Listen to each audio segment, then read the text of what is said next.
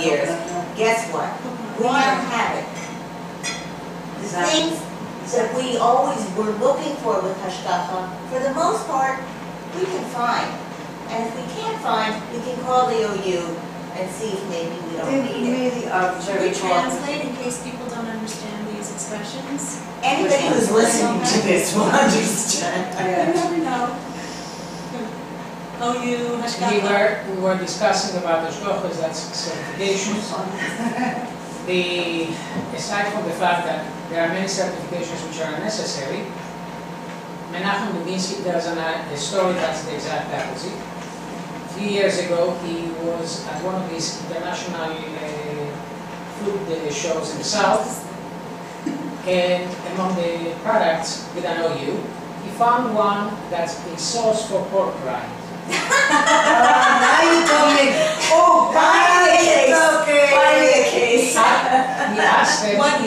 There was A sauce to be used with pork rind. Pork rind. He went to the particular booth and asked the manufacturer, can it be used for anything else? And the manufacturer says, absolutely not. Menachem was very confused. So why do you need kosher certification? And the man told him, very simple, I get much better space in the supermarket. Now, before Susanna was mentioning about the vegetarian children. In the late 70s, early 80s, when I lived in Oak Park, Michigan, in our finished basement we used to have a shtickle every Shabbos. Now, considering that there was a shtickle every other block, what do you need? One more, and besides, how do you get people to come? So what we did is, we used to serve a very, very rich kiddush after the meal, after the davening. And because there were so many people in the various politics about the various hashgachas, the various applications, Lubavitch would not eat Satmar, Satmar would not dare touch Lubavitch, and so on and so forth, we decided that the children was going to be vegetarian. Even though I'm an unrepentant hardcore carnivore, it was a very good show. Not only that, but as word got around, we started getting people who normally would not have gone to shul on Shabbos. However, how can you come just for chol? Post-Woodstock. Of course. How can you come just for chol? So we got a lot of people who ended up coming every Shabbos. And when I was moving away and I closed down that shtickle, they actually liked it enough that they started going to other Batei Knesset. So it's obvious that the way to get to a Jewish heart is through food. Well, women have known this for centuries. When we first got together, and I want to just acknowledge that Marlene, the Jewish hostess from our Syrian connection, is not here with us, she's away. She brought a really nice point of view from the Syrian community, a very large group of avid cooks. We originally spoke about how the Jewish woman sitting around or preparing meals for those who would sit around her table for Shabbat and Chagim is definitely the ultimate curative instrument. There were people come and have a really good meal for Shabbat or a holiday that they would, if they weren't fully observant, that they might consider. I didn't grow up in a kosher home, we didn't have Shabbat, and I learned a lot of my, what they call it, my hospitality skills from my Moroccan mother-in-law and sister-in-laws, but also from my Italian mother. And a lot of that hospitality was very much embedded in our Italian culture as well. And I think Jewish women are instrumental in what goes on around the table. They are the ones who invite who comes to the table most often, what's being served, how it's being served, and how people feel. When they leave your house, if they had a really good experience, there's a chance that they might too say, gee, I really like to keep a kosher home. I really like that Shabbat dinner. It wasn't so, heavy or difficult. And I've heard it from many, many people who pass through my table that they now, are observant that they wouldn't have otherwise had the chance to be. Anyway, one second. First, I want to ask a question. I want to compare vegetarian children recipes. Levana, do you have a vegetarian children recipe? Of course. So can I quickly tell you mine, because it was so easy and I made it up on the spot on Friday afternoon. It was really delicious.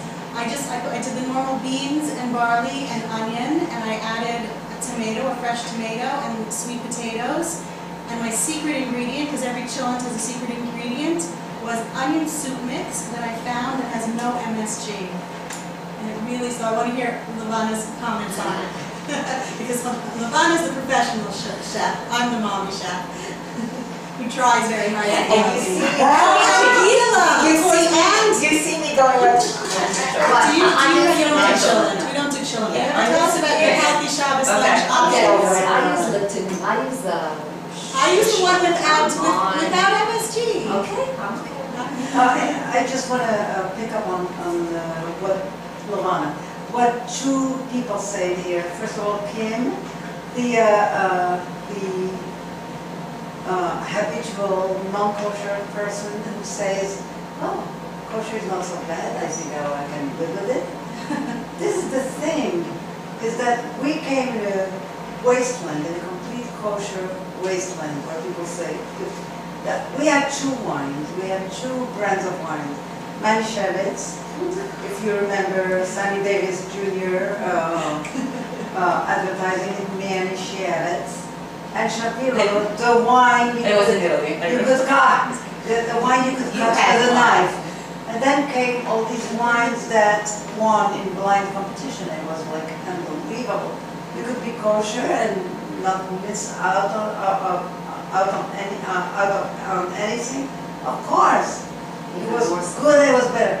Not only because it was kosher, but because all these people coming to this realm brought with them this conviction that you're not missing anything, just go for it. And this is why we went from having almost nothing. We started with a handful of ingredients into this explosion.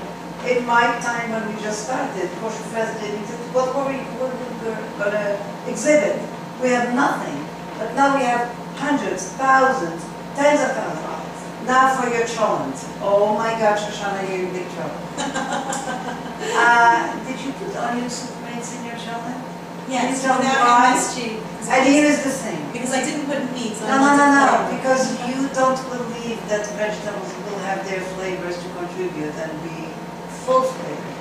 Here I have, out of 8 people sitting at this lunch, 3 people who told me they never tasted anything so good as those parsnips.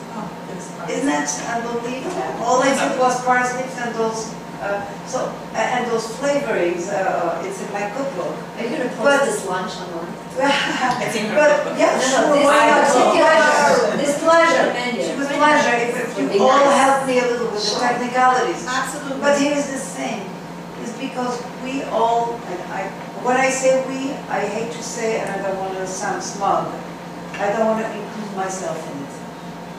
Do not believe that vegetarian and vegetables have a taste in their own right, that absolutely do not need any help from the meat and the fish and the this and the that. It is so good. Can I suggest what my vegetarian cholent is? I'm going to make it. Absolutely what I always do, and it's in my cookbook. By the way, I have a whole entire great big chapter in my cookbook, my latest cookbook, the Kosher cookbook, where I say that vegetarian cholent can be 100% what my son calls environmentally correct. You know what I mean? Not like digesting cholent from Saturday to Wednesday. But it's true, we have to think of that. Because I know it's a joke, but it just has to be really,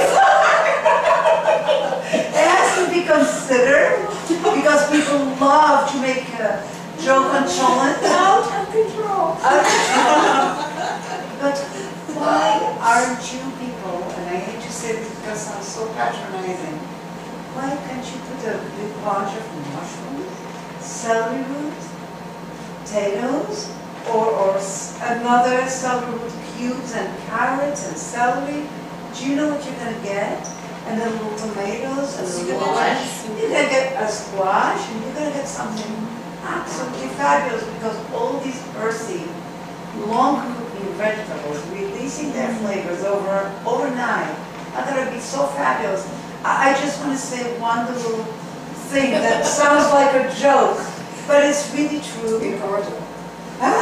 I just really want to say this, is that 3 or 4 times while I was shooting the pictures for my cookbook with my son-in-law, it was like bitter cold. It was a winter and like 3 feet of snow that we always had to climb over. And we went to this cafe in Crown Heights, Rimon. And it's run by this Israeli guy. And I say, you have soup? And he said, what kind? He said, well, vegetable, mushroom garlic, this and that. And I said, do any of them don't have MSG or kubiyot, you know, the powder? He burst out laughing. Why are you laughing? He said, but how can you get a good soup? It's time. This is the thing that he said. Where will the taste come from? So my son-in-law. We had no idea who was No, talking to. but it doesn't matter. I always make sure. don't know who you asked that question to. But my son-in-law was like very protective. But on the end, we didn't go back. But Did you teach him? She's a cook and she knows everything. I said, are you certain that the taste cannot come from anywhere than those cubes? Did you ever try mushrooms, onions, celery? What happened to all the array of vegetables out for pennies? It's still nothing. This is what we have to change. Because they're not educated. But that's the thing. This is the thing. Liz, this is Liz. Oh, it's Liz, hi. No, it's really true. It's It's the cheap way, it's because they just don't know. And also possibly- A lot of work to cut those onions and. well, there's Cuisinart for that reason, You don't have to right? cut them in chunks. It's not like that. Okay, just to conclude, just to redeem myself, my chicken soup has no powder in it. So have chicken, It's all vegetables, pure, no powder. But just the point that I want to make is this plethora of kosher products and kosher foods could work to our disadvantage because we're not using fresh ingredients, we're not using fresh healthy vegetables anymore. Because we can just grab a powder, we can just grab a mix, we can grab the frozen Also, sticks. remember instead that of making it those vegetables ourselves. cost pennies. And they do cost pennies. And you can go, on the summertime, you can go to a farmer's market and really get proper organic, beautiful ones, which I know Esty went to leave early, is really big on, organic produce. So, Hi, it's Liz again. I just want to say two things. One, when I first had Lavana's vegetarian cholents, because I'm vegetarian, my kids wanted it. I mean, the aroma was amazing. It was just, there was nothing like it. Second thing is, exactly Shoshana, what you were saying, is that just because it's kosher doesn't mean that it's prepared properly, healthy, with the right ingredients. And if you read, and again, I'm an avid reader of the magazines and the blogs, if you read a lot of these recipes, they're not using, they're shortcutting. They're not using the whole foods, the good, healthy foods that are just out there waiting to be used. And it's sad, so you need to really just substitute the good ingredients. And thank you, Luana, for everything, and I'm passing this on. okay, again, we're signing off now, so I just want to say I'm Shoshana Raff from the Kosher Shopaholic. I'm Alessandra Robati of dinnerandmen's.com and on Facebook, Kosher Italian Kitchen. Kim Amzalat from Kosher Inspired and Mishpacha magazine, and thank you again to Lavana for hosting us in her home. It's a real pleasure. I'm Lavana Kirschenbaum, and I hope you all get my problem child cookbook, House with Kosher Kitchen, which I hope is in the midst of reprint. And Liz. I'm Liz, and thank you for this beautiful lunch. And I'm making Lavana's vegetarian chili this round.